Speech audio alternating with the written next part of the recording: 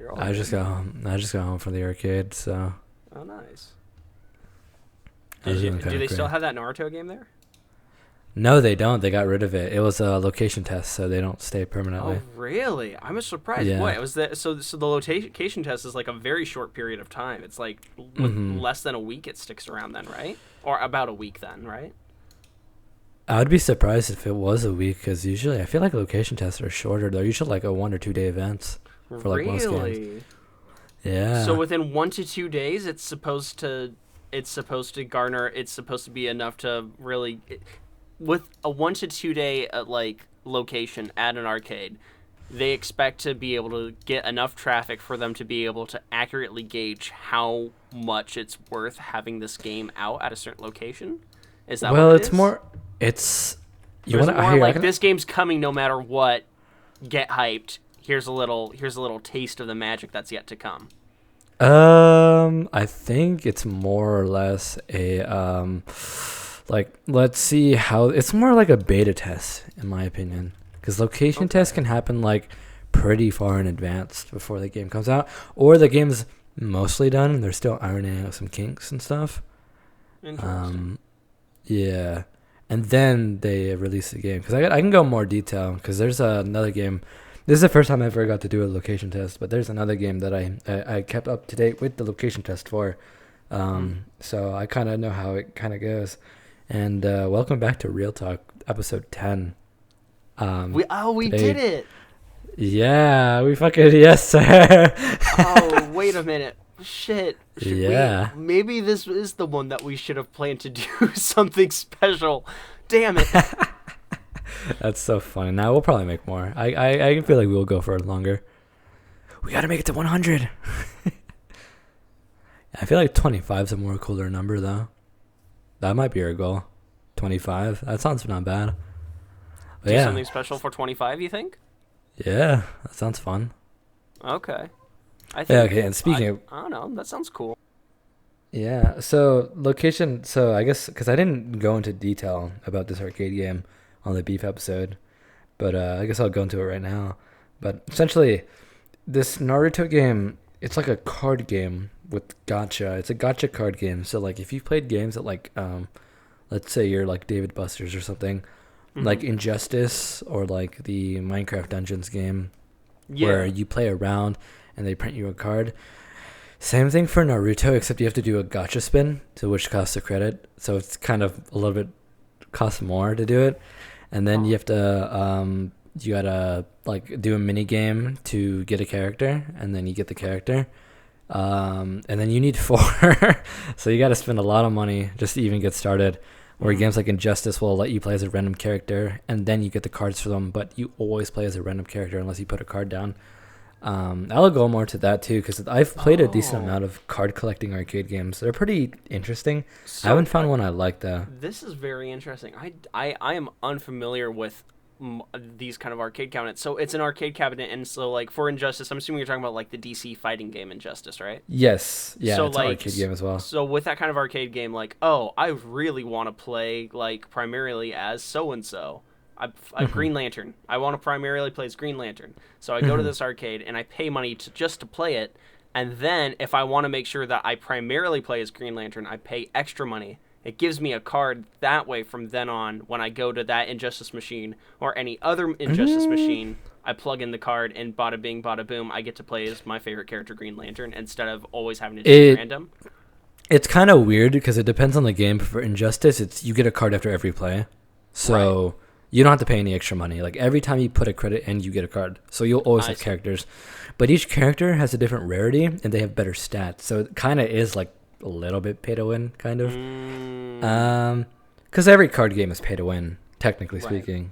So yeah, but yeah, you get a because I have a like a stack of Injustice cards from like a long time ago, and I even I tried out Injustice because I met a friend who was really into the arcade game Injustice, and he showed me like an insane collection of Injustice cards. Like it was like so big, like how many cards he like it filled up most of his backpack, and he showed me like every card he had. Um, and yeah, but like it just kind of depends on the game because like Injustice, like you get character stats for each like DC character you get, and if you want, like I think I had like a Batman, like Harley Quinn, I think is what I got, like some of those cards. I gotta remember. I gotta find the cards. It's been a minute. But I had like a little Batman, and I just put him in because like he's technically better than the default characters because he has stats compared to like the default characters you play as. Yeah. But I know for like Minecraft Dungeons, that arcade game. By the way, shit game. I don't like it. The normal game, I haven't played much of the original game, but the arcade game sucks. Oh wait, so there's a difference between the arcade version and the yes. You know what? That makes sense. Minecraft Dungeons is like an actual game, but the arcade version, you need stuff, and you will die because it's brutally difficult and it's kind of like unbalanced if you don't have anything. Right. And even if you have stuff, it's like you need the good stuff, and you also probably need multiple people. You can't like solo that game either, but you're not really supposed to play the game by yourself. But that game, you need you get cards for each like equipment slot, so you can get a weapon, you can get armor, you can get items, and you can get like just other shit that I don't really remember. And then you scan all of those in like a play area, and then you can use them in the game and start off with them instead of having to start naked and then collect items in the game. Because if you find a better item in the game, you'll find a better item in the game. But like if you get a card, you can always guarantee the item, type shit. I don't really know. And then, but for this game, this Naruto game, it's a location test which is pretty rare in America. So that means that the people who made this game, I think it's licensed by Sega probably. It's either Sega or Bandai. They always do location tests. And they want to specifically test this game for American audiences at round ones because the game is also in English, which is pretty rare for a round one game that's supposed to be Japanese. So it's an English game, translated and dubbed in English. UI is all English, and they wanted to put it in like the American market, mainly round one. But yeah, they do specific location tests across like certain locations to like see how people think of the game, because the game probably isn't done yet. Because whenever I played it, they were like, "How do you think about how the game was? Do you think the balancing was fine? What did you think about these QuickTime events?" Because the game essentially, you get a whole playfield, and you get 2 buttons, and you put cards down, and then you like put them in like the middle to like use the card. And then you do QuickTime events, and whoever does better QuickTime event kind of wins it. And there's also like a rock, paper, scissors thing, but you don't know who's going, so it's kind of bad.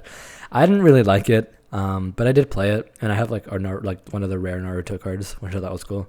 Have I ever told you about like the time I went to like an arcade thing? Like probably the most fun I've ever had at like a traditional. No, you didn't arcade. tell me. You should show me. Tell me. I'll show you. So it wasn't in. So, because I went to round one once in Cali for, like a while ago. It's like the only round one in my area, and it's like an hour and a half drive. It's crazy.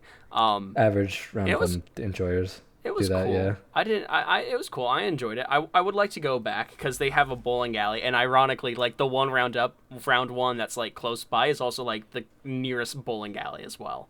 So, that's funny. And also, you know what? I'm 21, so I can stay up. I can stay there from 12 till 2. Yeah, I can stay there till 2 a.m. That's till awesome. 2 a.m. So that's pretty neat, and I can just bowl for 2 hours. Yeah, that's. I never got into bowling, even though I worked at a bowling alley. I grew up bowling. It was either a movie theater or bowling, and it's just like, well, they got rid of the bowling alley.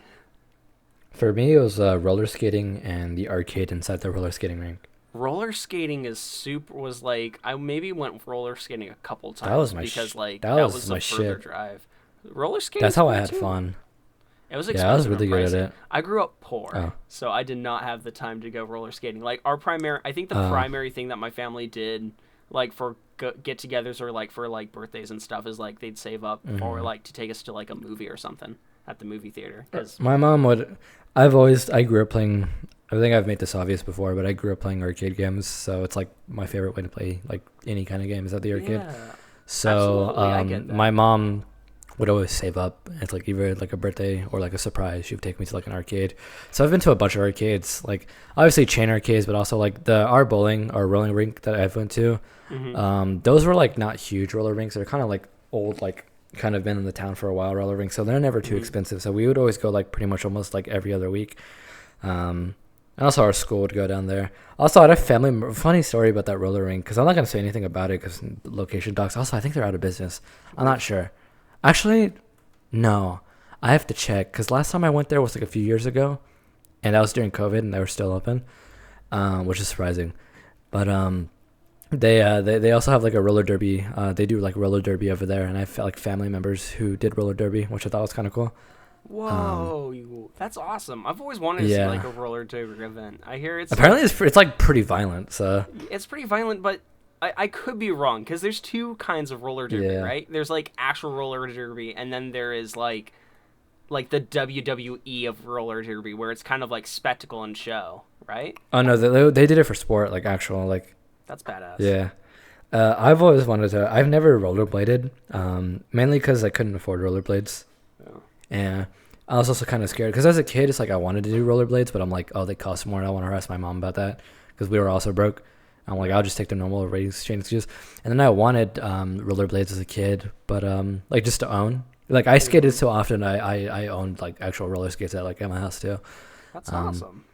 But I just don't live in an area where like I could properly rollerblade or roller skate. Yeah, I mean I loved roller skating as a kid, but also that got me into the arcade as well. But that's what I was gonna say. Yeah, that got me into the arcade scene as well, and I grew up playing like my favorite game. I already said this once, but my favorite game, for like pretty much until like high school was actually Galaga. That was like my favorite game of all time. Was Galaga, and then I played another 3. Awesome. I think my favorite arcade game has to be, well, PacMan, I guess. Which one? Mine's Miss PacMan. Mrs. PacMan. That's the one that my parents got me because like my first like little game thing ever was a little plug and play. It was like one of those Jack specifics plug and plays, you know, like you just put it in the TV and then like. That's how I got into arcade games originally too. Yeah, I had a bunch of plug and plays. So I got a Namco one, and so I had like Mrs. Pac-Man and several other like Namco games. One of them being Mappy, and the other one being Galaga. Oh, Mappy. Yeah, I have little mouse. I have I don't have it anymore, but I had the Pac-Man like 256 plug and play, which that one has it has all fucking all the great games. It has Mappy. It's called Pac-Man 256 because they give you the ROM to Pac-Man, except you start at the kill screen, so you get to see all like if you make it to 256 levels, you get to see like all the glitches and stuff. Yeah, you get the Well, you have to beat the level, but then the next level is like the bugged level, which I don't know if anyone watching this knows the arcade terminology, but when you ever like for the old arcade games.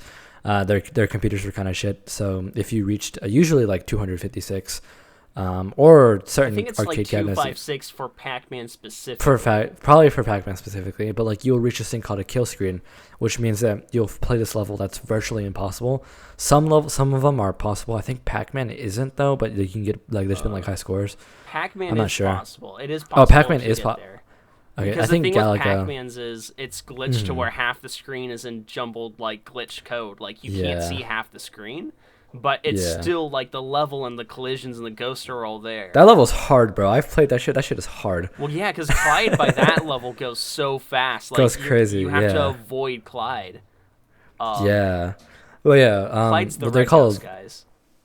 No, that's Clyde is the orange one.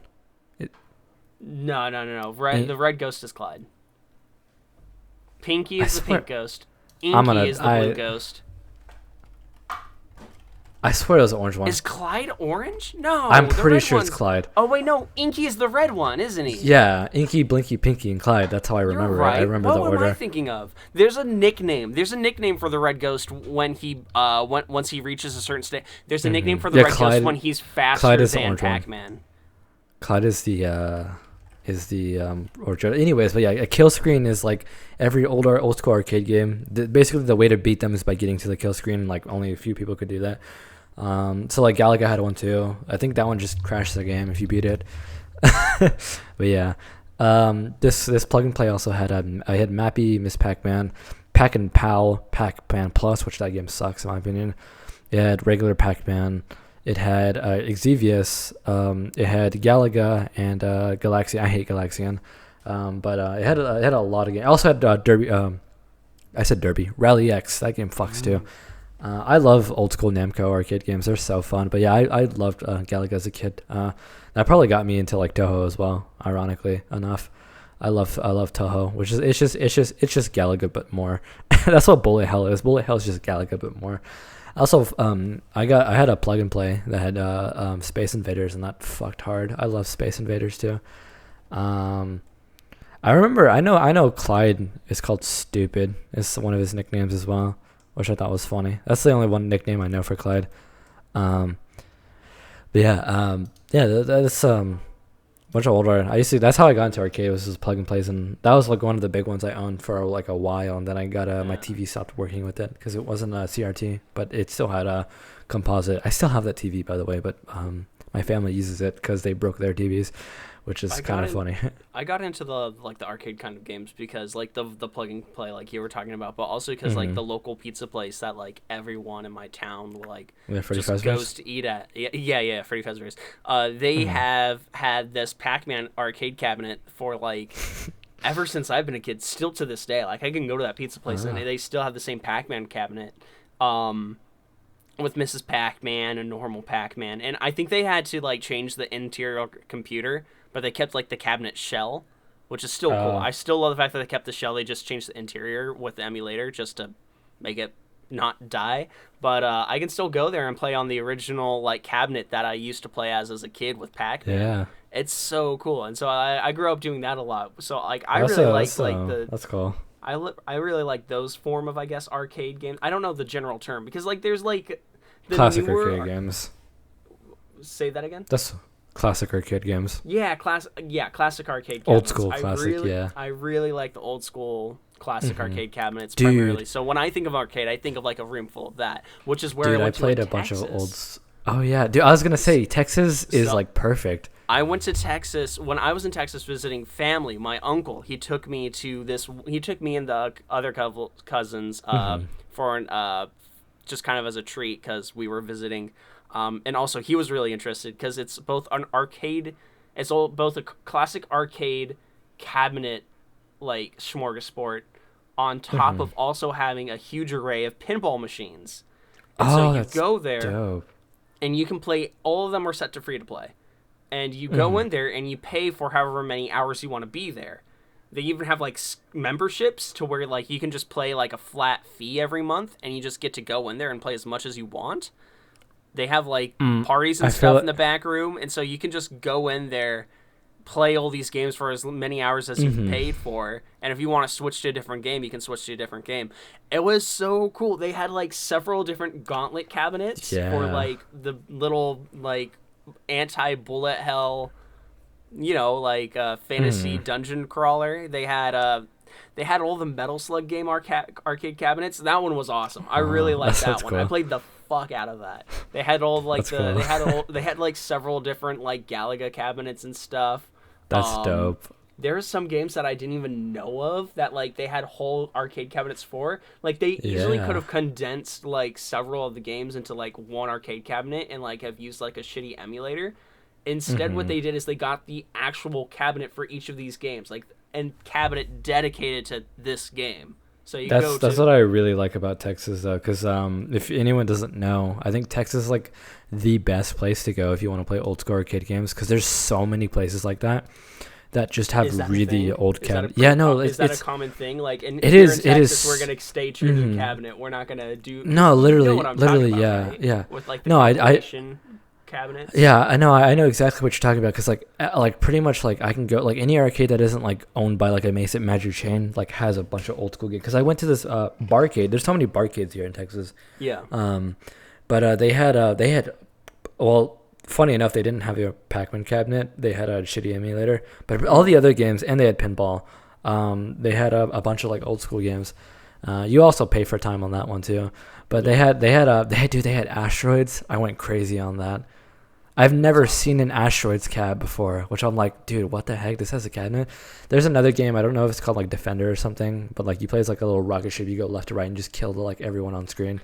I played both. They had the original and the sequel on two different cabinets. That game went hard. They had NBA Jam. That fucked. NBA Jam fucks. So for me, there's something just so special, almost magical about like sitting in front of a cabinet dedicated to that game, and then the controls for that game. Like, instead of it being a joystick that, like, any cabinet could do. Yeah, well, no, this game was intended to be played with, like, a trackball. So they have a trackpad like, artwork for it, too. Yeah. on And like so it's the just so controller. Yeah. cool. Like Centipede, like actual Centipede cabinet, I've played. arcade Yeah, cabinets. yeah. It has that ball. It has that rolling ball that you Mhm. use. You don't use a joystick. And so it's so cool to play a cabinet that's made for Centipede versus Oh, an yeah. arcade cabinet that, well, here's a joystick, and Play it just so Centipede. happens that this Yeah. arcade cabinet can play Centipede, and we put the emulator Mhm. on it for it. I think It's such a different feeling, but My it's really favorite arcade cabinet of all time is the Cubert cabinet. I actually had the pleasure of playing on a Cubert cabinet. That game fucks, and the cabinet itself goes so hard. It looks so good. I love Cubert. I suck at that game, by the way. It's I played it really- on. it's It's really really difficult. hard. It's super hard. I've made it to like the stage where there's like the reverse bugs that like go from the bottom of the screen to the top. That's as far as I've gone. That game is so hard. Cubert is so good. But yeah, I have a really soft spot for old school arcade games because that's what I grew up on. But yeah, Texas is kind of known for that. Like, 'cause like there's so many places like that. Like one of my favorite locations. I guess I could dox it, but because it's not too close to where I live, but also it's like pretty well known now. It's called Cidercade. I was actually going explaining to Jimmy on why I love this place so much, even though I've only been there once. Yeah. But that place is literally just you just pay to enter the building, and that's it. You can do whatever the fuck you want. You just play all the cabinets you want because they actually make that's awesome. because they make their own cider, so that's how they make most of their money. They make alcohol. Yeah. Okay. So like most of the building is actually just a brewery, but like there's like and then like all the open space, instead of it being a bar, it's just an arcade. Like they don't have food there either. Like they have food trucks instead. Like come over and they collaborate with food trucks to come at their location That's and stop at like so cool. I know, Oh, right? so you And could it's like just make a full day of just going around shooting the shit with randos and like Yeah. enjoying a drink, and then have like just Mm-hmm. local food trucks around. I love food trucks. That's another thing. Oh, If we're talking yeah. about like cool little novelties. Like I go Food to trucks visit are my awesome. grandparents in Nevada at least once a year, and we try to make it for. They have a food truck event in Nevada. I think somewhere near Reno, Nevada, and like all the local food trucks in the state, or a lot of them, some in the state, some like in California. I think a couple even come from Oregon, and they all meet up on like a couple like over a weekend with their own little food truck, just selling food and all of their specialties. So you can go walking and you can like see like there's like 6 or 7 different barbecue like food trucks. Let's see who has the best barbecue. Oh, there's a bagel hot dog food truck. We got to go there for the bagel hot dog, and That's it's cool. shit like that. It's such a cool concept. I love that. I've barely get to interact with food trucks, but when I do, I'm like, man, like that one I had at Cidercade that I was talking about. Best taco I've ever had in my life. That shit went crazy. That was so good. Something about that- just small yeah. condensed kitchens and making the most out of what little space you have. It's efficient. Making It's like so good. it's so cool. I love it. I love the concept of food trucks and everything. I would like to. No, go ahead real quick. I was gonna say, you ever watch Food Network? I'm gonna bring back. I'm gonna bring back another comparison. There's a show on Food Network called The Great Food Truck Race. Now, I'm not really much for reality TV. I think it's really dumb and stupid. Mm-hmm. But Food Network, man, it's really hard to get shitty TV when it's just people cooking food. One of my favorite TV shows is Great Food Truck Race because it's just these like several food truck teams with a dream to have their own food truck and to just do that, have their food truck, which is, I guess, surprisingly expensive, cheaper than a full-on Yeah. restaurant, but still really expensive. And so these like people that have a food, they want to sell it, and they want a food truck to start their journey, their business journey. And so they're all loaned a food truck at the beginning of the show, and every single Yeah. week they have to like travel from one side of the U.S. to the other. And at the end of like pretty much every single business week, they have whoever has the least amount of money gets kicked out. And so by the end, whoever has the most amount of money gets to win their food truck plus an additional amount of money to start their food restaurant. But it's that's just so cool seeing like the struggles of a restaurateur or however you call it, these up and coming cooks and chefs. But it's also That's so cool. cool to see like the open road and the kind of life that you can enjoy while having a food truck. Like your That's really wheels and cool. your kitchen and your job are all in the same place. I mean, if you get in Iraq, I guess you're fucked. But also, like, it's just so cool. Yeah, but I'd like to shout out a couple of things real quick. First of all, Texas arcade scene is probably the best in the country, in my opinion. I think we have like some of the best like arcade stuff going on. when it comes to like just classic and also rhythm game, because we have a pretty decent amount of round ones in Texas. But also just a bunch of random arcade. Like I've found so many. Like you can go to like a really old place and you will find like DDR like Supernova or something. Yeah. So like you can always like find like a rhythm game or like an old school game. But yeah, if you ever, and this is to anyone, if you ever want to look for either a rhythm game or any arcade game, you can go to zensivanisher.com and you can find any arcade that has the exact cabinet you are looking for. Or you can just look at if there's arcades near you. That is a free website, no ads and shit. That's actually how I found that arcade that I had a really good time at, because I was actually looking for a game called Killer Queen.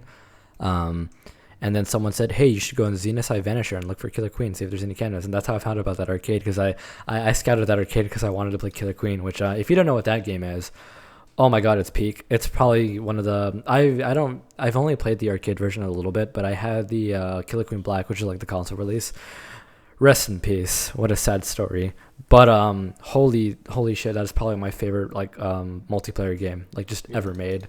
That game is so fun. But yeah, Zenith Vanisher is a good way to find like arcade games. Since we're talking about arcades, and I'm on the website right now looking at arcade games. That's fine. But yeah. No, I respect it.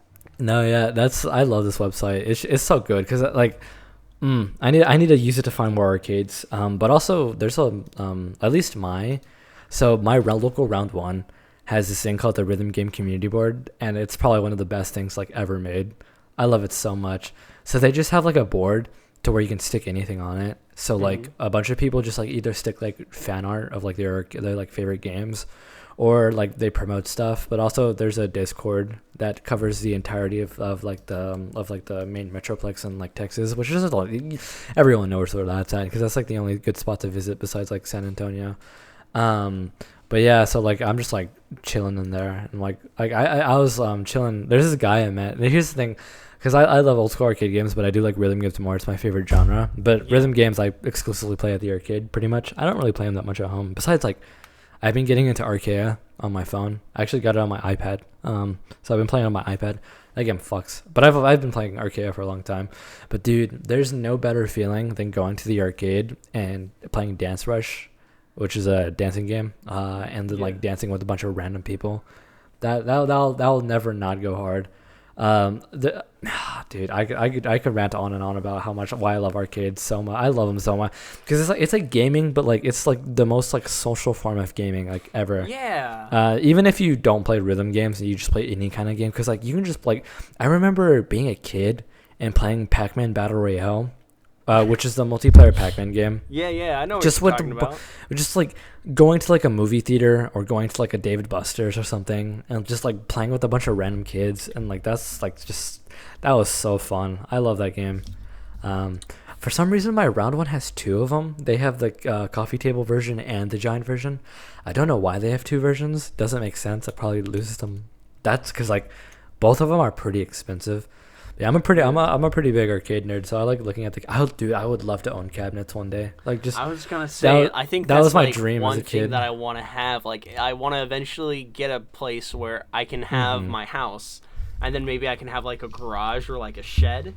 Yeah. And then I could put my arcade cabinets in like maybe like a board game table in there, and so I have my quote unquote man cave, but it's really more of no, because I can't call it child cave. That's a bad no. Your man manor. My inner no, you can't even say nothing like that. Dang it. No, yeah, just my gaming my game cave. And so I'd love to get a basement and just turn it into an arcade. Yeah, that's exactly what I'm trying to say. Exactly that. Just like I want a Groove Coaster cabinet, I want a Waka cabinet, and I want a Pump It Up and DDR cabinet. That's my dream setup right there. And then like a Gallagher cabinet and like a Miss Pac-Man cab. I think what I would want is I would want a House of the Dead cabinet. That goes crazy. I want a House of the Dead cabinet. I'd want a Pac-Man cabinet, like the one that was at the one that's at the local restaurant in my area. No, it's fine. It's fun. There's a lot of them in California, but still. I want a Pac-Man cabinet just like the one at my local pizza place. I'd also want I want to keep it down to 3. I don't want to get too ambitious, but I think Pac-Man cabinet, House of the Dead cabinet, and then Hubert. dude, Buck Hunter. Not really. I think House of the Dead. If I have Buck Hunter in House of the Dead, that's just redundant. That's funny. That is redundant too. Shoot. What would my third one be? I had it at the tip of my tongue. You know what? Actually, you know what? Bubble Bobble. Bubble Bobble is really fun. That game goes hard. I had that on my plug and play. Such a fun game, and that's a cool arcade cabinet one because 2 people can play at the same time. Yeah, dude. It's there's so many cabinets arcade game. Man, I just burped some Touhou, water. honestly, Touhou's got some great classic arcade cabinet games, man. Bubble Bobble's amazing. You're talking to the #1 Taito fan right here. So Taito made a lot of my favorite games as a kid because I love Galaga. No, they didn't make Galaga. I meant to say Space Invaders. I stumbled on my words right there. I love Space Invaders so much, but also they made this funny little arcade game. So after Space Invaders kind of died out, they're like, what if we took the crap from Space Invaders and we had music with it? And then they made Groove Coaster for the iPhone, and then they made it into an arcade cabinet. And I love Groove Coaster to death. I was playing it today, actually. Also, for context, how we even got onto this rant, I went to the arcade, and I was like, oh yeah, I just got back from the arcade. And he's like, oh, did you play that Naruto game? That's how it started. That's how it all started. But yeah, no, I love Taito so much. They were a pretty big part of it, because I had a Bubble Bobble as a kid, and I loved that game as a kid. Also, it was like one of the few arcade games that wasn't like batshit hard and that I didn't suck ass at. But Bubble Bobble, if you don't know what that is, which I mean, I don't know how old people are watching this, just because I know there's like random people watching it. But even then, like Bubble Bobble, an arcade game. True. I mean, it's pretty old though, to be fair. Yeah, but Pac-Man's pretty old too. Okay, but everyone knows Pac-Man. Yeah, it's kind of hard not to know Pac-Man. Yeah, but Bubble Bobble is essentially there's monsters on the screen, and you're playing as these 2 little dinosaurs, and then you shoot bubbles at them, and like you fuck them up. You can either envelop the monster in the bubble that you shoot. Yeah, you can envelop the monster in the bubble that you shoot, and then you can pop the bubble by either jumping underneath it because you have a spike on top of your head, and so you'll pop the bubble, or you can jump on top of the bubble to pop it. But if you hold the jump bubble when you land on the bubble, it acts like a platform that you can then jump off of. It's like Mario Brothers, but like more co-op. You actually work together instead of fighting against each other. Yeah, I get that, dude. Yeah, I love arcade games, dude. Even like the newer ones. Because here's the thing. I've said this before, but yeah, I used to work at arcade, and that was probably my favorite job. Even though that was like one of the jobs I worked at like for the shortest amount of time. Yeah. But I don't really like ticket redemption games. I never did. They make the most money though. But like well, there's a charming aspect to that one, you know. True. Yeah. I just wish that they weren't rigged to where you're forced to lose tickets, which I mean makes sense, but like unless there's like a noble arcade that's like, all right, we're gonna put in ticket games that are based off skill. It's either that or they're like skill based, but they're like really hard. Yeah. Or you got to find the trick, because like I know every like skill based game like to play. If I ever wanted the min max tickets, which I don't, because I don't really like playing them, but I could. I mean, I might one day just like go. But if I'm gonna go to my round 1, because my local round 1 is actually one of the mega crane zones. I'd rather just play like the 30 billion like crane games instead. Yeah. Of going to the Price Center. But yeah. And I grew up playing that shit. I remember being a kid, and our school would go to a field trip every year to like our roller rink. I call it the roller rink, by the way. I'm pretty sure that's like an old person saying, but that's what my mom called it, and that's what everyone called it when I went to school. Because people call it like skating rink or something. I just call it the roller rink. But I remember just saving up a bunch of quarters, and then like me and my friends, we would just like huddle around either like Skee Ball or Teenage Mutant Ninja Turtles, the original one. By the way, yeah, the original one, dude, that went crazy. Hard game. That game it's really with 4 fun. people. I had an amazing time, but it was it was an ass game to try to beat. Yeah, you were gonna get a game over by the second level. Yeah. Also, speaking of weird arcade games stuff, McDonald's kind of went crazy. Instead of arcade games, they would have like game cubes and like an arcade like cabinet style. Oh yeah, with like Sonic Adventure 2 and stuff on it. Yeah, I played that, but also I played the game I actually played the most was some people had Melee too, which is crazy. I What? played I know, right? I never played Melee at McDonald's, which is unfortunate because that sounds awesome. But I played a lot of Sonic Adventure, and I played a lot of SpongeBob Battle from Bikini Bottom. That game went crazy. I've never played that game outside of McDonald's. Same with Sonic Adventure. I've never played those games outside of a McDonald's, but I think that's like the peak experience anyways. If I'm gonna buy a GameCube, I'm gonna buy one of those McDonald's like cabinets. Yeah, the quad GameCube cabinet. Dude, those go crazy. So I had my mom used to go to, I don't know if I told the story, but my mom used to go to this like workout fitness place, Yeah. and they would have a kids center, and they had a N64 over there. So I just played a bunch of Super Mario 64 as a kid. Every time my mom went to work out, I was playing Super Mario 64. And that's also why I have so much nostalgia for that game. Did I tell you this? I don't know if I have. I feel like I have. What? Tell me what? That I played Super Mario 64 at a fitness like gym. Well, I mean, you've definitely talked about. I don't know on the podcast, but you've definitely talked about how you have a lot of nostalgia for 64. I don't know if it was at the workout place that you discovered this love for Mario 64. No, that's how I played it. Like Right. Yeah. Well, that's what I meant. But yeah, no, I don't think it was. I don't think you explained like where where it started. But that's Yeah. awesome. But yeah, that's such a funny thing. Unfortunately, the N64 is like the one console that I've never played. So like a lot of those games from that console, like I just don't really have a connection to that a lot of other people do.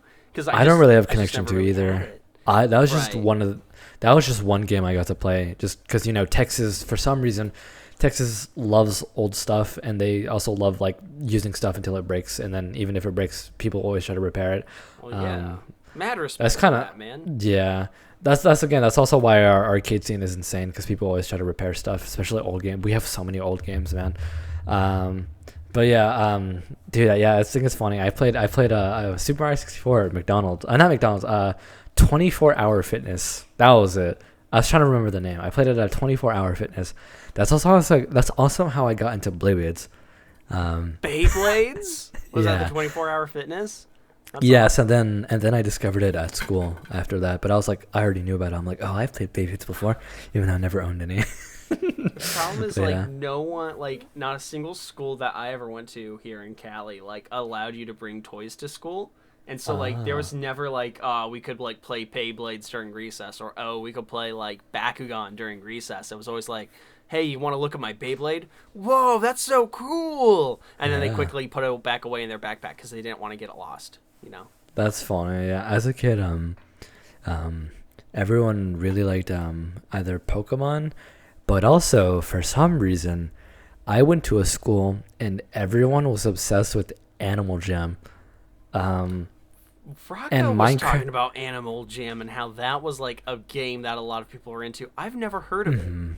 Oh, funny thing. I know Rocco likes the game because I remember playing on a VC, and then he parseced into my computer so I could play the tower defense game on there. Oh, my God. Yeah. So Animal Jam is one of those online chat room games like Club Penguin. Yeah. Trying to remember, like, I only played Animal Jam and Movie Star Planet. That game sucks. There's Gacha Life as well. I never played that one, thank God. Yeah. But Animal Jam was because I know a lot about this game because I actually played when the game was in alpha. I was considered an alpha player technically. Mm-hmm. Yeah. Okay. Animal Jam. Yeah, one of those chat room games. And that game. Yeah. I'm trying to remember. Yeah, I said. Oh yeah, I've been playing since the alpha. I don't know why. But that's when I knew about the game was an alpha and beta. So I kind of know about like way too much about the game. Because I played it a lot as a kid. But essentially, you walk around, you can chat with people, but also there's like a story mode, and that went crazy. Animal Jam There's, like- story mode, huh? There's a story mode, and essentially there's like these little phantom dudes, and they kind of just take over everything. They're like the main antagonists, and essentially you're just trying to stop them. But they're also kind of cute too. I kind of like them. But yeah, it was one of those really well polished like chat rooms. Like it's like out of all of the chat room games, I think it looks like probably the best. Besides like Habbo Hotel. I played Habbo Hotel not as a kid though. I played it with a friend because we thought the game was kind of funny. because he's like, oh yeah, I played Habbo Hotel a long time ago. I'm like, oh, you want to play it just for fun, just to go through all these like old chat room games? And he was like, oh yeah, sure. But yeah, Habbo Hotel is also a really weird one. Also, that game has no chat filter. Habbo Hotel, so you could say like slurs. Right.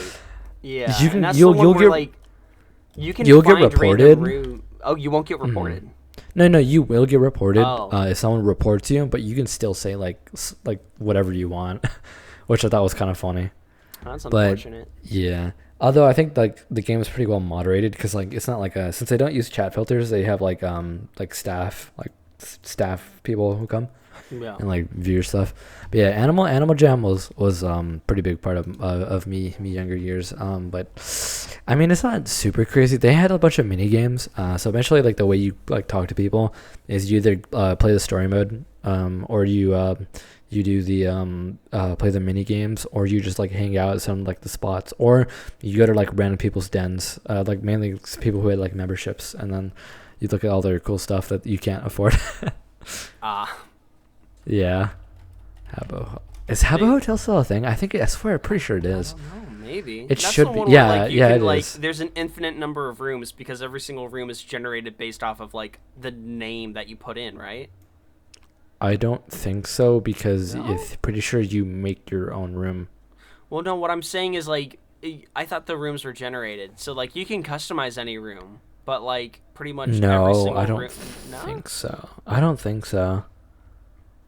I don't know. I actually don't know. Because whenever I played it, you just go to people's rooms and there's like a whole there's like a whole like tab to where you view people's rooms. Yeah, I don't think it's randomly generated. Well, Yeah, it's- Habbo. Okay. Habbo's still because I remember playing like mini. Habbo Hotel is also like surprisingly good. I don't know why, but it's like really good.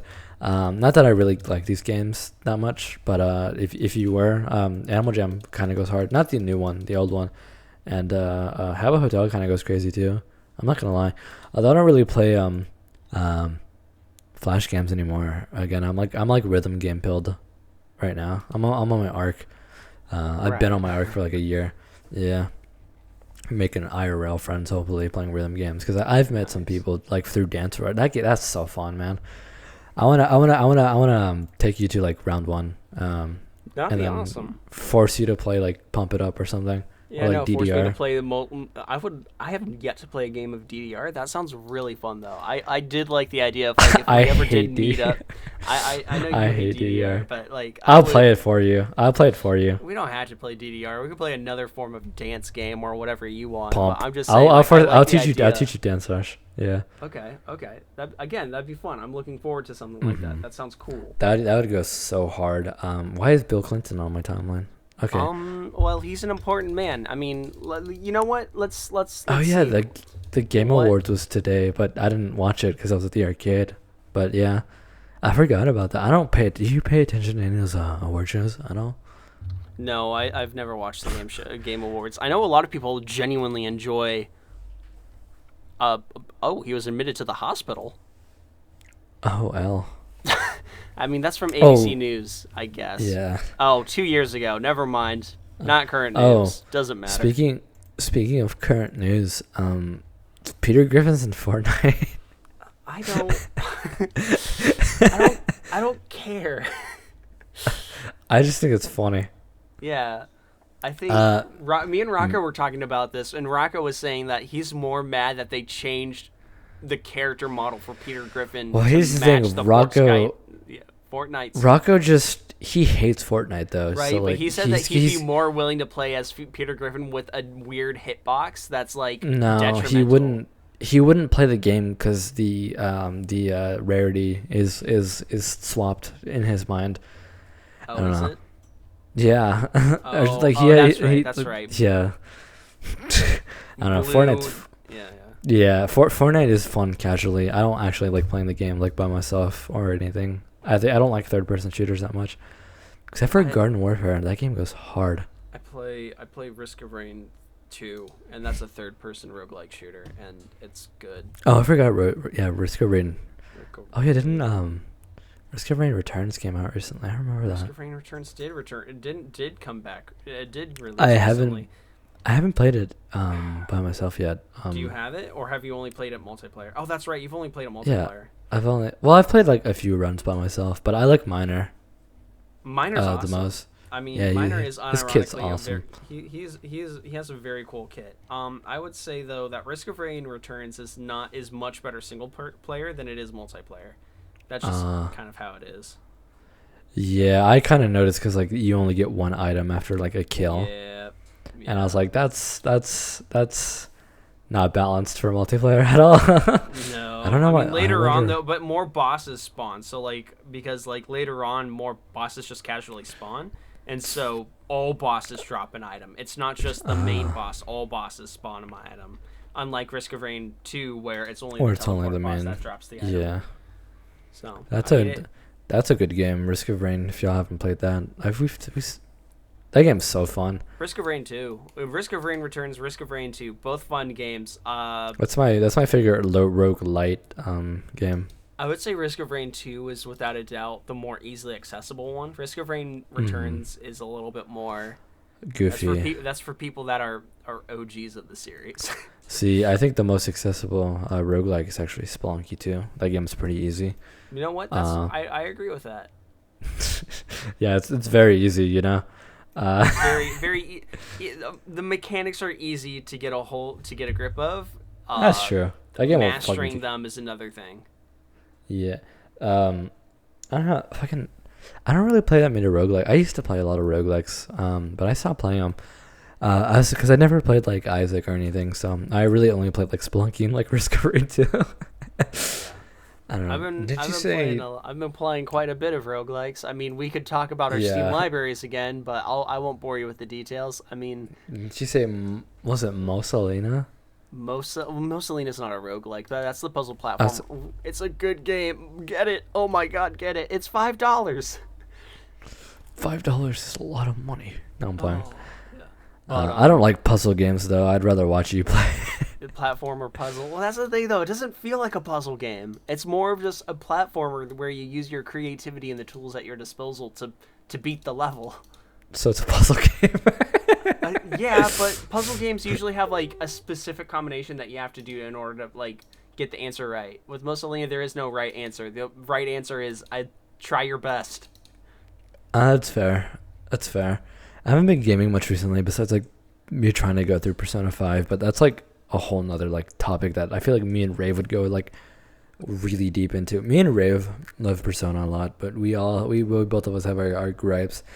Half my screen. Fuck you. Sorry, I genuinely though. That's the thing. I don't know what it is. Like Rocco's tried to explain Persona, and the thing that keeps popping up is like, stands. What the? Well, yeah, it just pops up and it's like, well, what? This sounds like JoJo, and then Rocco just laughs and is like, well, it is, and I was like, well, why would I want to get into Persona if it's just JoJo?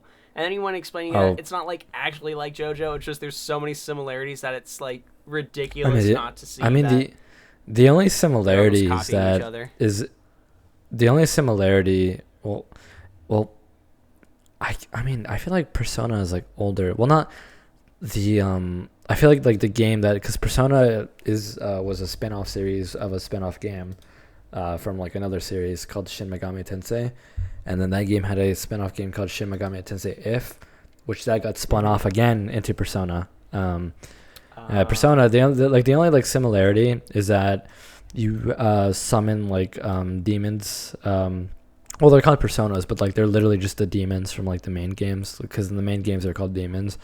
You just summon them, and then you beat up these things called shadows. But in Persona 5, you just beat up the demons as well. Right. And all you do is like every character has one persona, and then the main character can wield whatever he wants and then fuse and kill those personas and to make stronger personas. Kind of like the main games, where the main games is you collect demons. You don't summon demons like a persona. You just like actually just have demons, and you just like negotiate with them, and they join your party, and then you kill them and you sacrifice them and turn them into stronger demons. But it's like Pokemon, but except it came out before Pokemon. I guess I could see the similarities between JoJo, like with the like I guess like quote unquote like the only similarity is that like you see like a spirit come out of the person's body and that they can use it to fight. But also that's like where it ends, because like the storytelling is different, and then like the story itself between each games are like completely, because it's about high school students. Maybe it's the particular Persona that Rocco keeps talking about. Like, it's probably Which one does he Persona, keep talking about? I don't know. I think it's like Persona 3, Persona 4. I don't know. It's like those two are the ones that Rocco talks to me the most about. Is it the one that where like the guy with like the Phantom Thief and he like steals hearts or whatever? I don't know. I'm sorry. Or is it the one that like is like yellow? I think you know what? I think it's the one that's yellow. Oh, that one's goofy. That one's about a serial killer killing a bunch of people. That's so the main one characters, that I'm like, what the? This is just JoJo. That's yeah. the So one there's where I'm this. like, that's the one. There's JoJo. there's this serial killer throwing people into TVs, and then they die inside the TV, and he does it because he hates bitches and whores, quite literally, and also life sucks, so that's why he does it. And then your group of goobers, your group of goobers, except he's funny because he's like one of the most beloved characters in the entire franchise. The villain? Yeah, because he's just funny. But yeah, he's kind of just he just throws people in the TVs, and then your whole. I haven't played Persona 4, so I don't know too much, but I think you just the whole point is you try to your whole party members are people I think who are going to get thrown into the TV. Except you stop that from happening. So you go into the TV and you save them, and then they, because what the Persona is, it's supposed to each Persona game, the Personas represent something different. I actually think Persona 3 actually has the most similarities between JoJo, because I know in JoJo's your little dude, I think doesn't he come out like if you're about to die or something? Your stand? Yeah. It depends. Or it's like that's how like some of them awaken it. I think it was like part 3. I mean, this isn't spoilers. This is literally the first episode of JoJo, part 3. Jotaro's stand comes out because he's like in a life-threatening situation, and his stand pretty passively much is protecting him. That's not the case for every single stand. It's usually just when you're strong enough to use your stand. It's like, because with stands in general, like that's the thing. Like stands just have a general way they work. It's like how strong you are, like spiritually strong, I guess. Is but like they also do, but like do like most characters like do like when they first appear, is it because they're in like a life-threatening scenario or something or like that?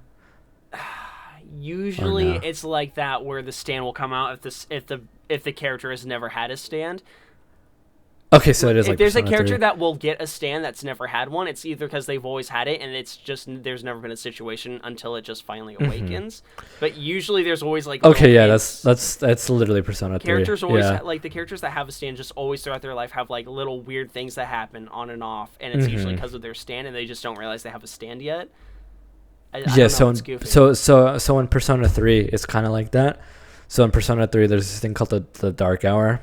So after 12 midnight, there's a whole extra hour in the day where everyone turns into coffins except for people who have the potential. And if you have the potential, or if you just get really unlucky, you won't be in a coffin, and these dudes called shadows will start killing you and like turning into like mindless zombies. But your personas get summoned in that game by the act of you being in like a super big danger. So the way the protagonist, you can train like by like training your. It's funny because like your persona is strengthened like canonically by you building like strong connections with people. Because each person represents a arcana to like tarot cards. Because the game's also like heavily themed off tarot cards. Like JoJo Part 3, like almost every single stand is named after a tarot card. Yeah, so like every persona, every person is like based off of like a specific arcana. The main character is always the fool, and then he always turns into the world at the end, which funny. That's funny. There is JoJo references in Persona. Just want to keep that out there. But I don't think the game was like directly inspired of it. It's probably like part of it, but like Shin Megami Tensei is definitely JoJo's like the reason. Incredibly influential, correct? Oh yeah. But also, so real quick, for anyone that's a JoJo fan, I just want to let you know, I'm not like a JoJo intellectual or someone that knows a lot about JoJo. I've watched up to like a quarter way through part 4. Okay, don't at me if I get anything wrong about JoJo. I'm not the end all see all. I just like it. It's cool. Okay, back to some guy. Okay, so your persona in Persona 3, it comes out when you're about to die, pretty much. If you are strong enough to use it, because if you're just a regular Joe and then you get put into the Dark Hour, you'll just pretty much eat shit. So in Persona 3, the way they summon their personas is that they shoot themselves in the head with this thing called an evoker, and it simulates them killing themselves. And that also it freaks out their minds so much that their persona comes out to protect them, and that's how they're able to like summon their persona. Cool. Yeah, that game is very that the like one where they shoot themselves in the head with a gun? yes. Okay, Yes. because Rocco showed me that, and he was like, "Hey, what do you think about this game?" I was like, "This looks horrible," because he showed me, because he just showed me the animations of them shooting themselves, and then it's like perfectly cut to where it doesn't show their persona coming out. Let me show you a better GIF. This one. This is how it works. Yeah, they just shoot themselves in the head. There's not like an actual bullet, but like it feels like you're gonna die, so that's why their persona comes out. So goofy. But no, well, the whole it fits really well in the theming because I understand that. It's just because like the very intro of a game, because like the very first few people you meet, they struggle with their persona because they're afraid of death, and they're not so the very first thing you see in the game is you see a girl who looks like she's about to kill herself, when in reality she's trying to summon her persona because she wants to be a stronger fighter. I see. But yeah, that game is kind of edgy, but it's also like not too edgy. Like it's like when you talk about it and describe about it, it's more edgy than it actually is, because it really isn't that edgy. But like the whole theme is about death. Also, it's like my favorite game of all time. It has like such a perfect story. Fair enough. Go on. I was gonna say, because you were saying with personas, like they get stronger based off the individual's like connection to other people, right? Connection to other, yeah. Okay. So because like in Persona, you're the whole point is that half the time you're in a dungeon doing dungeon crawling, and then the other half you're spending time with people and also working on yourself and also like your relationships with other people. Okay. Yeah. So like again, it's like there's some similarities between Jojo, but it's not that much because it is pretty dungeon different. Crawl RPG and friendship Half simulator. social sim, yeah. Cool. Except in Persona 3, if you mess up, your social link will reverse, and those people will hate you. And those people, if they hate you, they might go missing, and then they might die in Persona 3. Oh. And if they die, you can't use a single persona in that Arcana, which is like insane. That's an insane punishment. That never happened to me, although I did reverse a few links before for not hanging out with them. Because there's that game there's a little bit of a annoying thing with like the female characters. There's like whole like jealousy mechanic. I don't like it. I hope they're probably gonna fix it in the remake that's coming out. Not Schrodinger's. Oh wait, is it? No, is it Bechdel? I don't know. Bechdel. Does this game pass the Bechdel Persona 3, it's getting remade because a lot of the systems are like really old and archaic. Especially compared to modern Persona. But yeah, there's I guess there is similarities to Joe, but like that's like it's not them too much. Cause like Persona 4 is such a weird it's a weird story compared to the other two. Although they're all weird, because like Persona 5, you're playing as a organization that goes into this metaverse and goes into people's like cognition and changes them change their hearts by stealing treasures and defeating like the evil versions of like bad people. It's really weird. Persona is weird. Yeah, but that game has a perfect aesthetic, except the storytelling is kind of stinky, even though it's the most popular one. The reason I brought up the Persona thing is because like with Jojo, like stands, which is like the guy that comes out of its users, the stand users.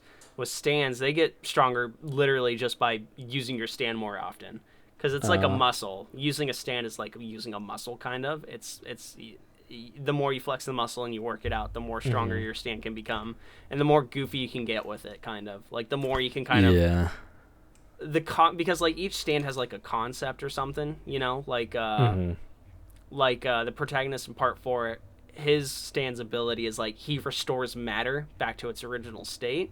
So it's pretty much like healing. So like if someone like gets their arm cut off, his stand can like restore that person's arm back onto their body.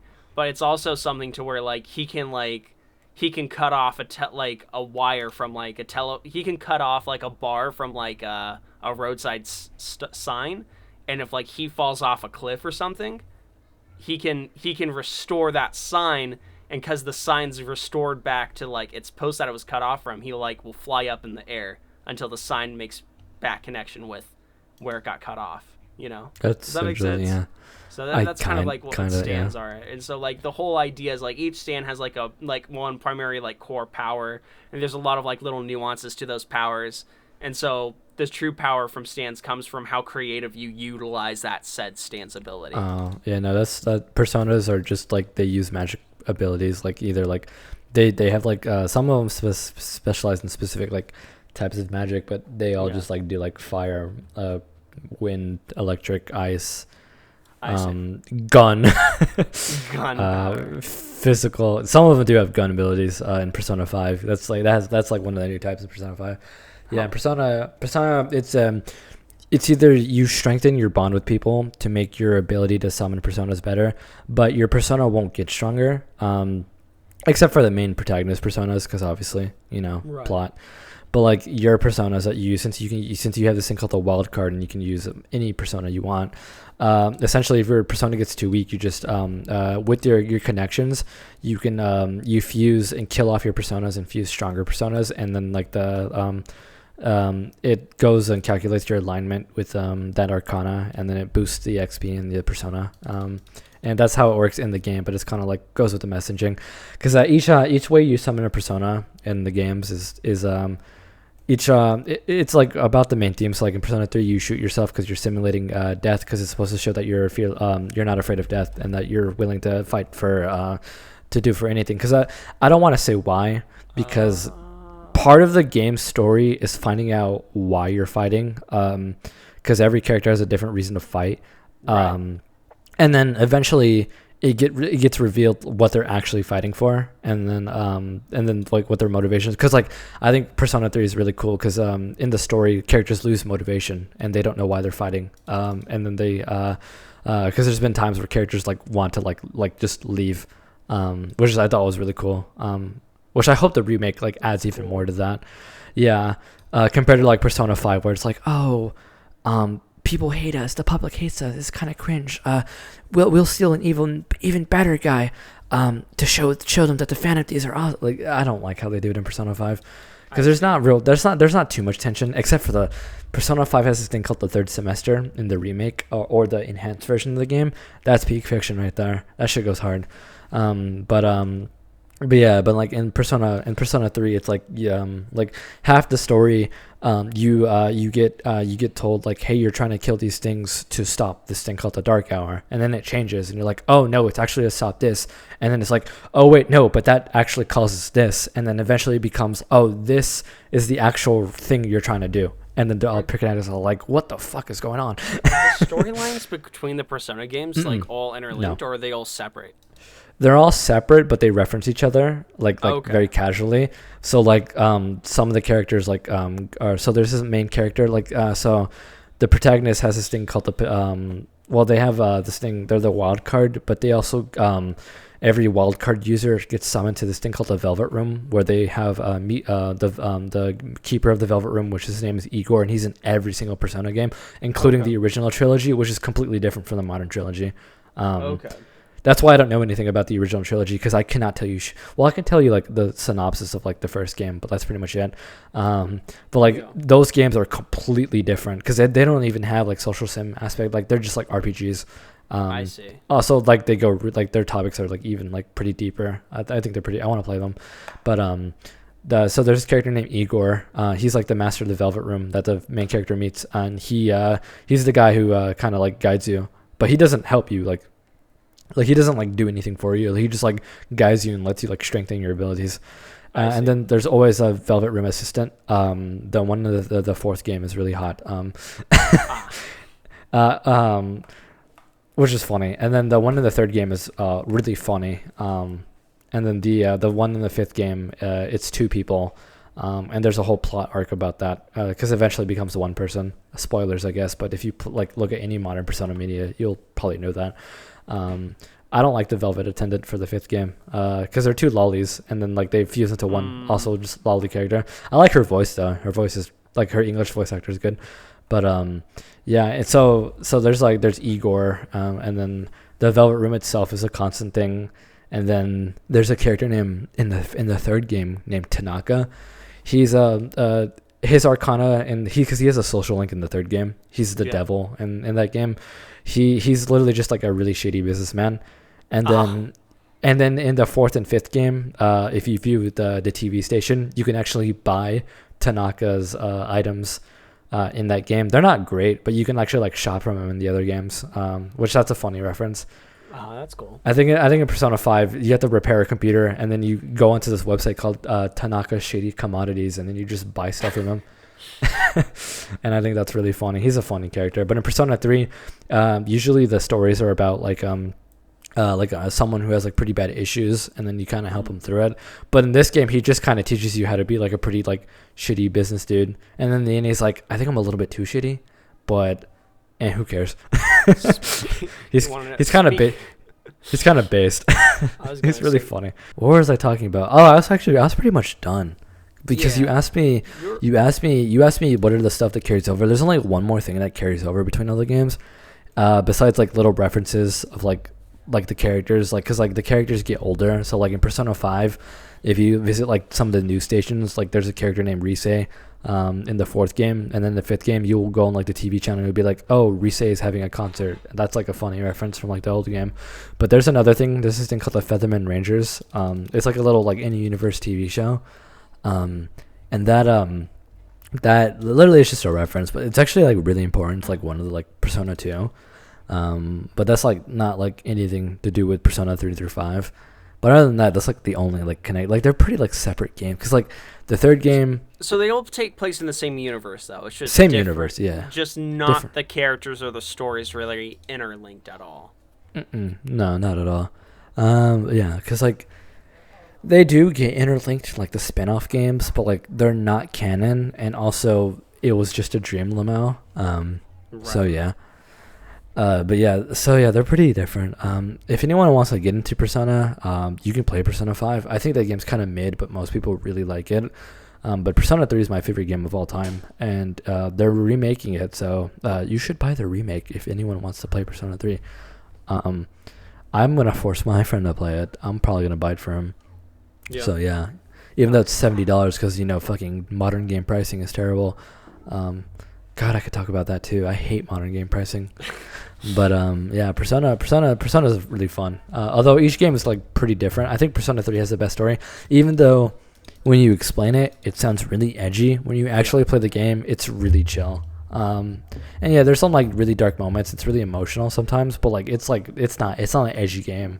Yeah. Like Postal or something. Like I've played like Postal 1. That game is probably the edgiest game I've ever played. Postal 1, because you're just killing people for no reason.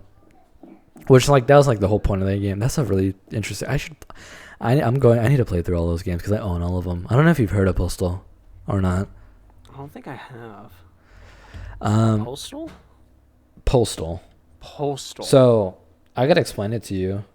Sure.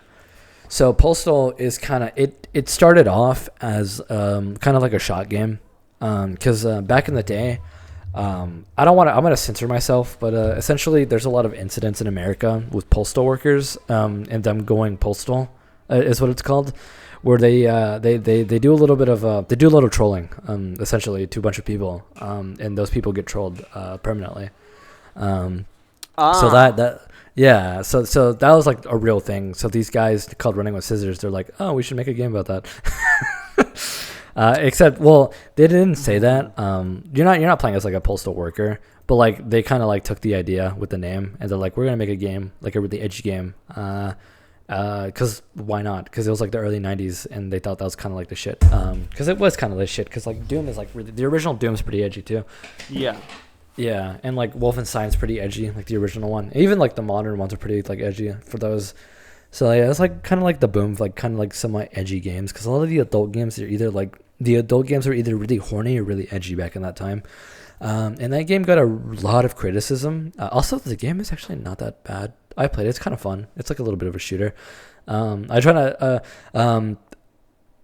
So then the second game, it got a lot of criticism because it's like, oh, well, you're playing as like a mass troller trolling people a bunch. So then they're like, wow, we got a lot of criticism. Let's take the criticism and make a game super ultra violent, but like super offensive and funny, and then also make it like to where you can beat the entire game without killing people, and then put the slogan as "It's as violent as you are," just to like mess with a bunch of like like critics. And that game became really beloved because that game is like, it's like somewhat edgy, but it's like really funny edgy. It's not like bad edgy. I think it's like the perfect, because that game is like legitimately funny. I think that game is like hilarious. Because you just do mundane tasks for your wife, and the wife in game is called that bitch. But you just do tasks like mundane tasks, and you can either do it the fast way by like just like killing people like really goofily, like GTA style, like killing people. So it's not like edgy, but or you can like do it like the normal way, and it takes like forever. And that game kind of got like beloved because of its comedy and like its funny writing, and also it's like a really good sandbox game because you can do a lot with like the weapons, like what like to people. So they made a third game. That game was terrible, and the developers themselves didn't actually make it. They licensed it, and they're working on a fourth game right now. And the game is even leans more into the comedy aspect, and it's like less edgy. So like the whole series kind of went from like really edgy game to like a comic comedy, kind of like it's like GTA but even more goofy and like more contained. Yeah, I'm looking at it on but on the Steam. original game was like super edgy. But they remade the original game, and it's actually like kind of fun. Although the original ending, because like the original ending was like pretty, I would even argue it's like pretty distasteful.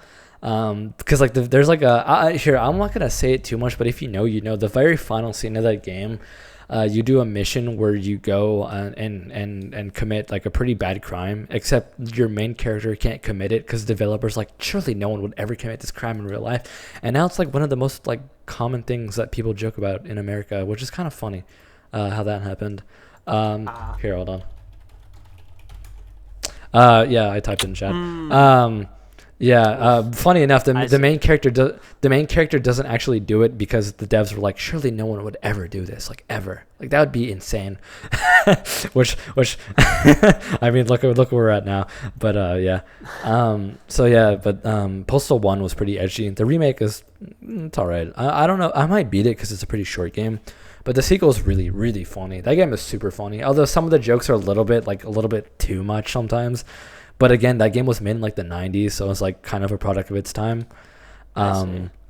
Postal 3 is terrible, and the whole joke about that game is that it's known for being terrible, and that the developers themselves, like the company who makes Postal, hates on it. So like there's always like Easter eggs in the game saying that Postal 3 is shit, which I thought was funny.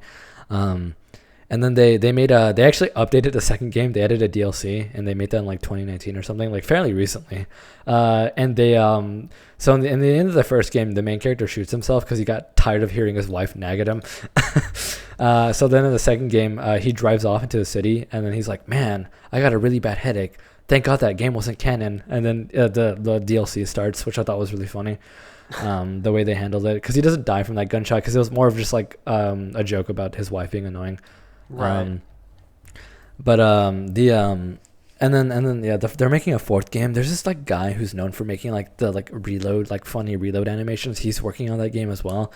Although that game kind of has a little bit of like out there jokes, but like Postal's known for having like a little bit out there jokes, because not all the jokes land, but like overall, like the game leans more into comedy, so you're not supposed to take it too serious. But I got into it because I thought it was like really funny and ridiculous. I'm like, there's no way this game exists, and it exists. I'm like, that's so stupid.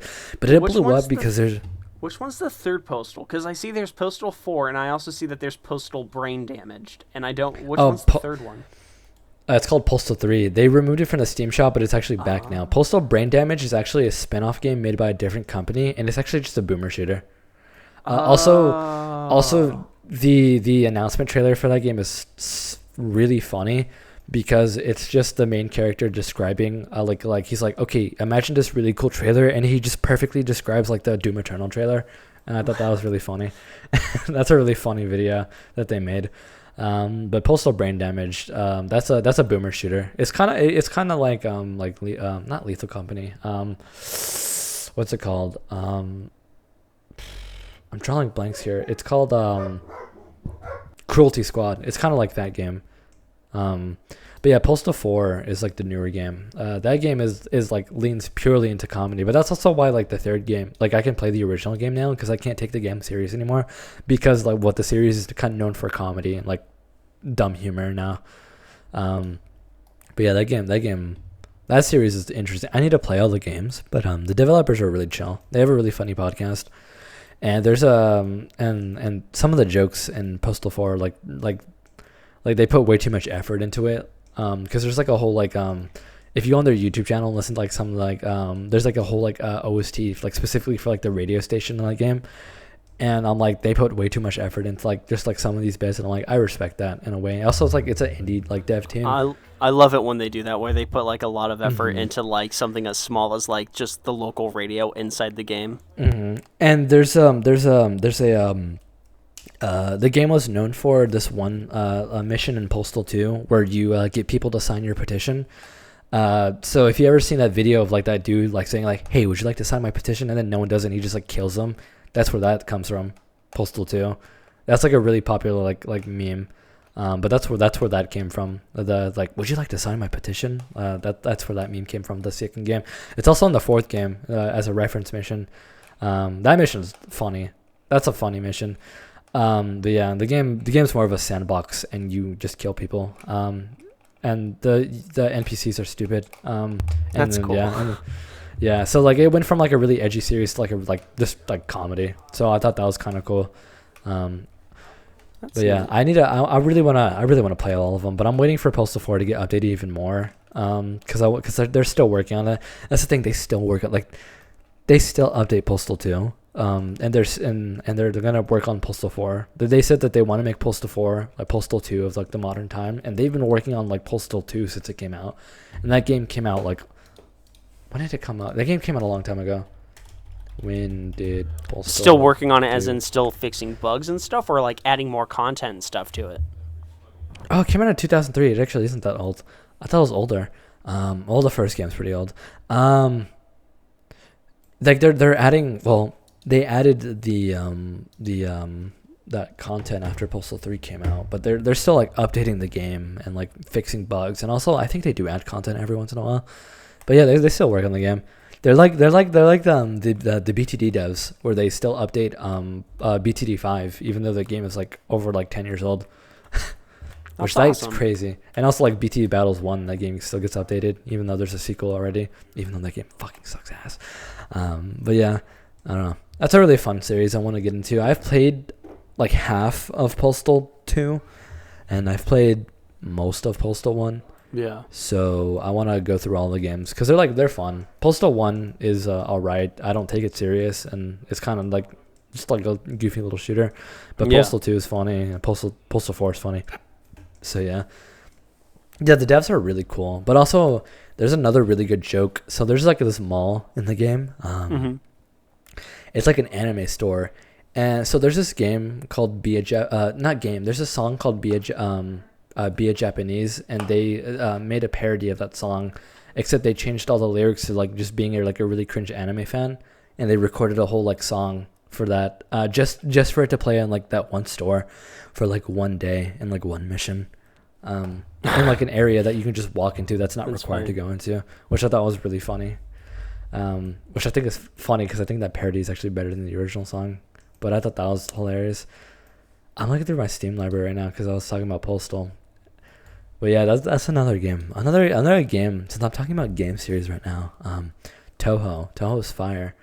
Because I was talking about Galaga earlier. But Touhou is a really fun bullet hell series that I think people should try out. Even if you aren't into anime, the developer is really chill. Because a lot of the stuff you see about Touhou is actually just like fan works, and he even lets you like sell fan works and like create music and sell it, and create video games and sell it. Taito, a little bit of a callback. Taito actually made a Touhou fan game called Touhou Spell Bubble, and that game goes hard. So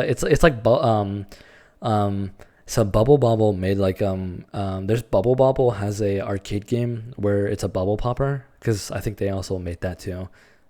Yeah. And so Taito, they made a bubble popper with Touhou characters, except it's a competitive 1v1 bubble popper rhythm game. It's an official Taito game, but it's fan made because of it's a fan made Touhou game. It's a Touhou fan game, technically speaking, because it's not officially made by the licensed through Taito. Yeah, well, it's made by Taito. Interesting. Yeah, so it's so half the game is you make you're popping bubbles, and then the other half you're playing a rhythm game to like increase like combo to like make your attacks stronger and like get more points. So it's like a race to see how like can you fill up the opponent's screen, how much like times can you wipe their screen, because if your screen gets completely full, it wipes everything, and then all those points get calculated to your total, and you try to see who has the most points. And that game is like so fun. A little bit of a Taito kind of cooked there, because I gave it a leap of faith, because that game is $60 but yeah, I played it with my friend during like a band trip like last year, and that game carried us through that trip, even though he knows jack shit about Touhou. That game goes so hard, because I know Bubble has those bubble poppers, but I've never heard of a competitive 1v1 bubble popping rhythm game. Kaji's character also has a so is it like two people in real time trying to pop bubbles the fastest? No, so you get two separate screens. So here's how it starts. You start off by picking a character. Each character has a skill, a skill card, because it's a Touhou reference.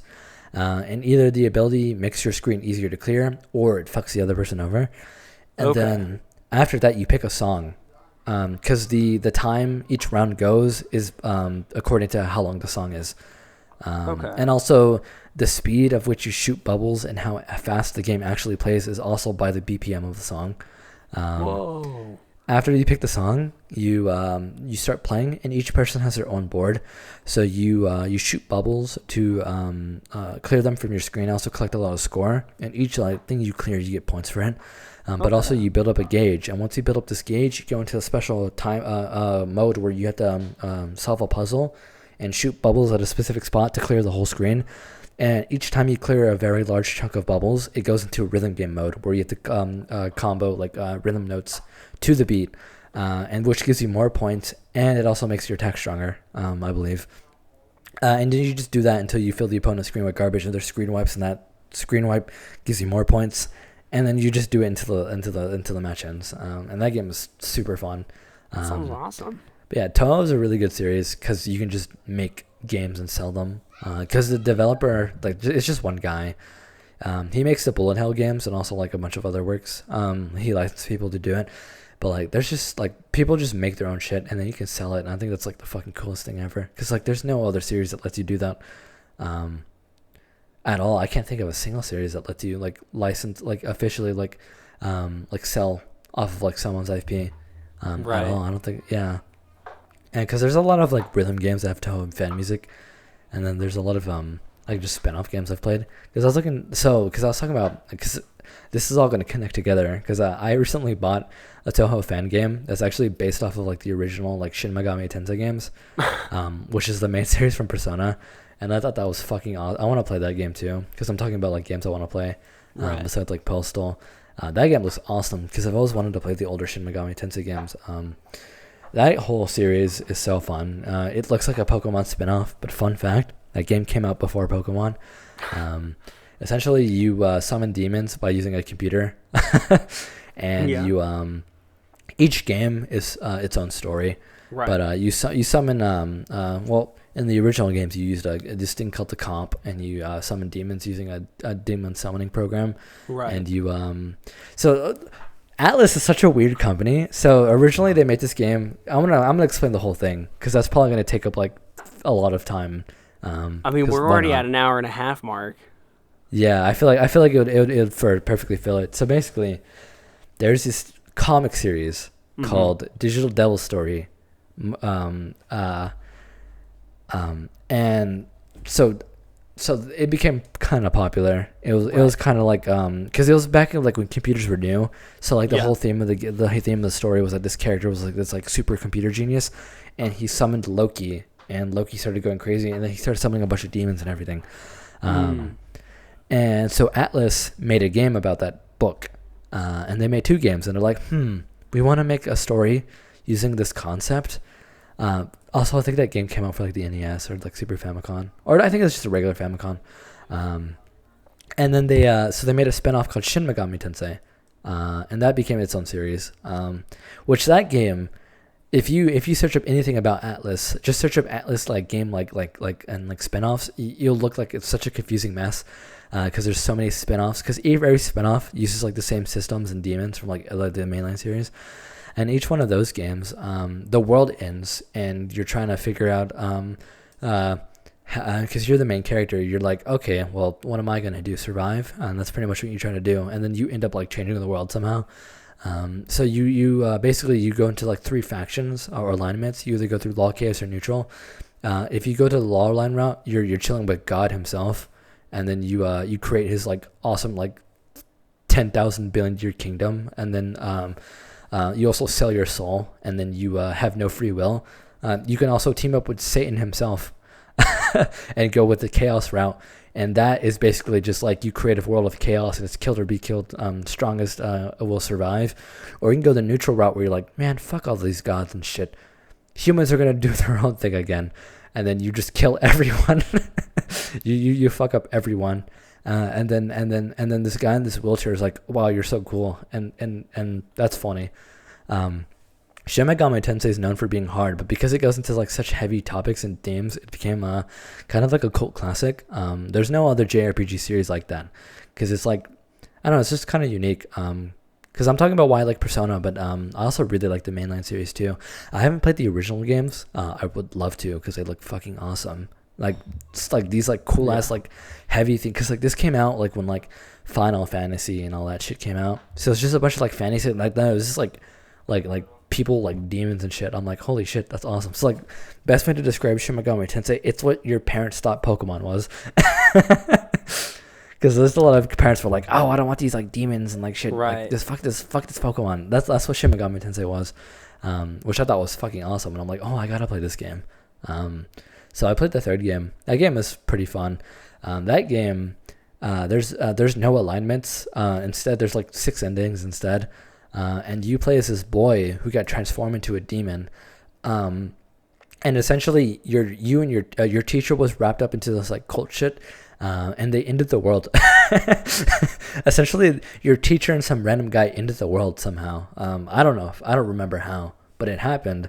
So now everyone's dead, and like the whole world is just like nuked, and you're just going through Tokyo trying to be like.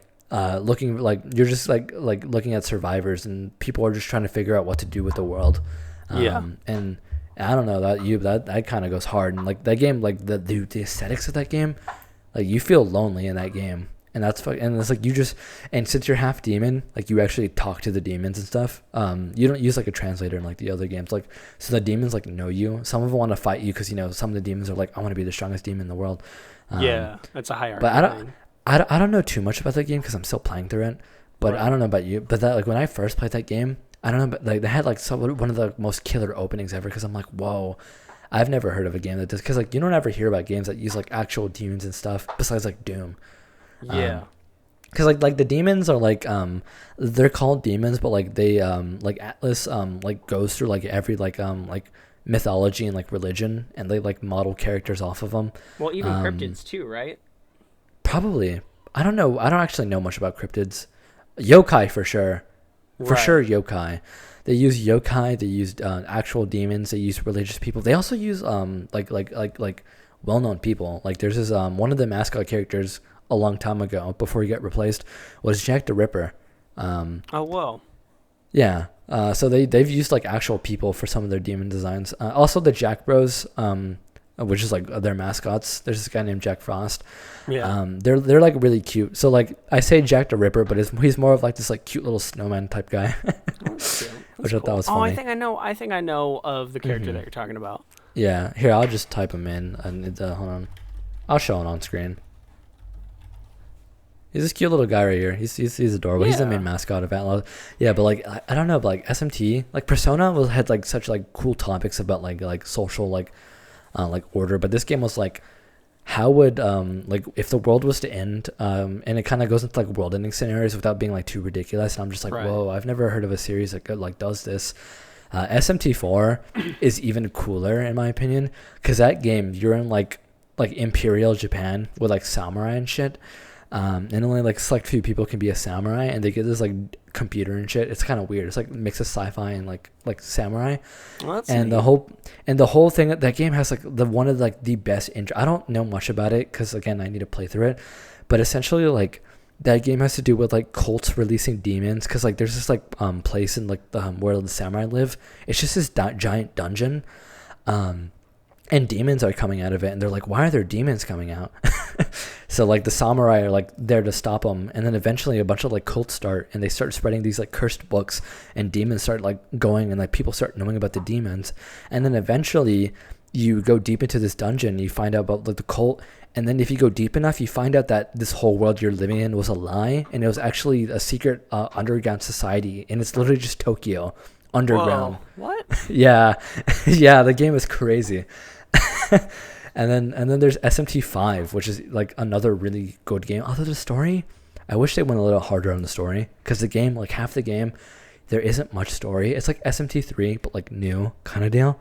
I see. You play as this boy, and you're just walking down the street one day, and then one day the tunnel collapses, and you wake up and you're just in a desert, and then just demons that start attacking. You're like, what the fuck's going on?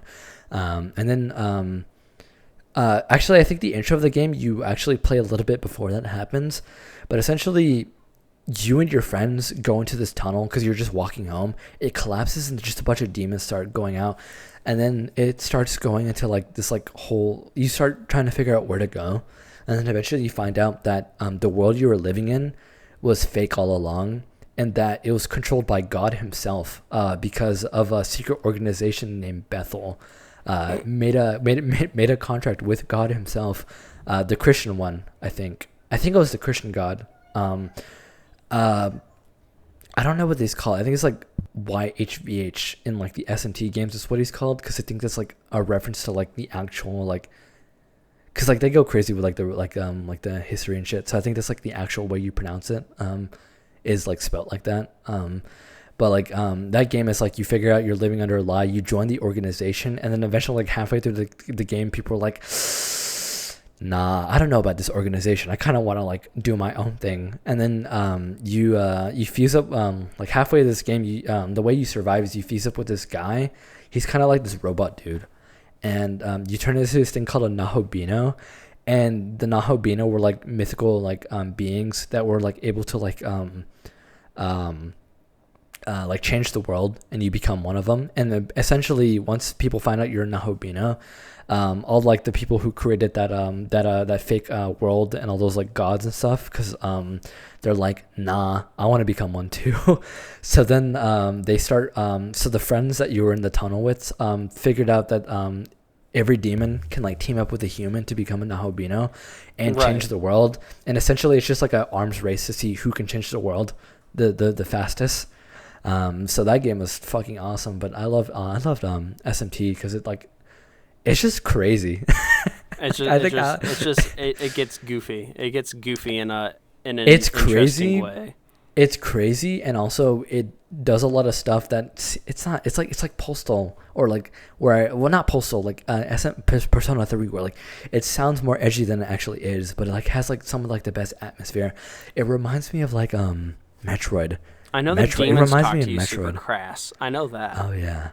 Oh dude, in SMT5 the demons are so like I did a demon negotiation with one of the demons, and he asked me, "Are you a top or a bottom?"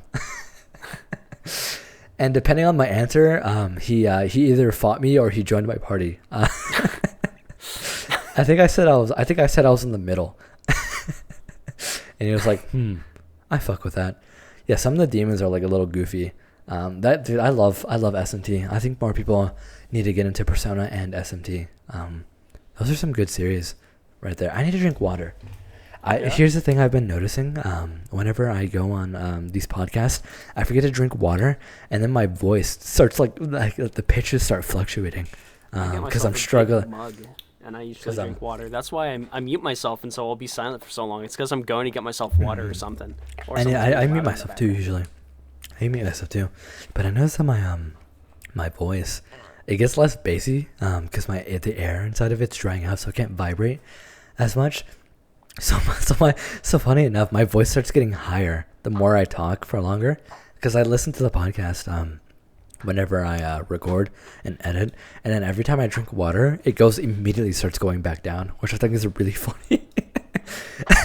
Something I noticed about my voice, because I have to edit our podcast, so I have to hear myself talk for like an hour, which is kind of funny. But yeah, speaking of an hour, it's an hour and 40 minutes. Are you ready to wrap? I'm ready to wrap it up. You do your thing. Hey, folks. I hope you enjoyed this episode. As you know, we talked about Persona, how it's not JoJo, and how its spin-off series, or how it being the spin-off series of Shin Megami Tensei is kind of cool because cinnamon bun Tommy Cinnabon